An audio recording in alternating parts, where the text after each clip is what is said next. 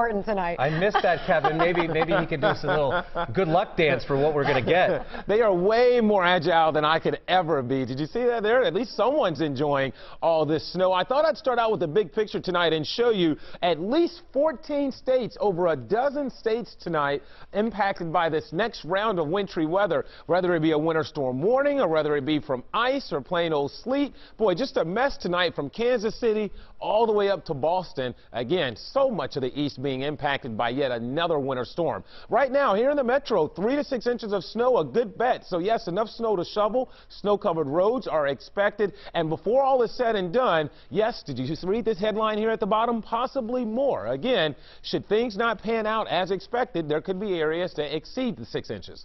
Winter storm warning for the entire WLWT viewing area. They're just simply saying there will be significant impacts from snow and ice this weekend. All right, let's talk about what we do know and what we don't know here with this winter storm, because there are still some finer details that need to be worked out. The timing we have pretty much nailed down right now. Snow will begin around midnight, maybe give or take a little bit sooner, farther southwest of Cincinnati, a little bit later, the farther north and east of the area you are, but by 2-3 a.m. it should be snowing for all of us. Here's what's more in question than anything else: the snowfall amounts. And the reason why is because we're anticipating some warmer air to try to work in. As that happens, that will probably send us from snow to sleet to maybe freezing rain and possibly even an hour or two of plain old rain on Saturday afternoon. With that being said, should we mix in, that will cut in on some of our snowfall totals. Should we not mix, or that mix be delayed longer, we could end at the higher end of the spectrum, closer to the 6, with possibly amounts even higher than that. And let's talk about impacts, because no matter what, the impacts will be the same. Snow-covered roads tomorrow morning when you wake up. It's going to be a mess trying to get around tomorrow afternoon. Basically, I would discourage any travel if you don't really have to over the upcoming weekend, particularly tomorrow. So outside right now, very winter-esque scene. Clouds moving in, snow to follow this evening. 15 at the airport. We've got ourselves a southeasterly wind at 12, and it's that southeast wind that will help to try to bring in some milder air.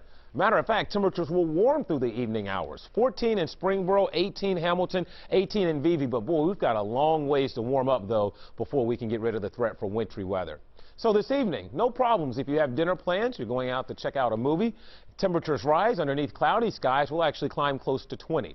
So the cold air is on the retreat, the cold air that's brought us the record cold the past couple of days, as this storm center back near Little Rock is moving in our direction. You can already see snow here in the blue, freezing rain and sleet developing out across parts of the Mid-South. There's even some thunder and lightning in this activity. So undoubtedly, when the snow arrives after midnight, it will snow hard overnight tonight through tomorrow morning. So here we are at 1 a.m. Notice by 4 a.m. we're all snowing. And notice some of those darker blues indicative of heavier snows. This is where things begin to get a little more questionable. Towards tomorrow morning, the question is, where does that range snow line set up? This computer model wants to keep us all snow, but that range snow line can be anywhere from northern Kentucky to just north of the Ohio River, and that will have a huge impact before all of this clears out of here by tomorrow evening.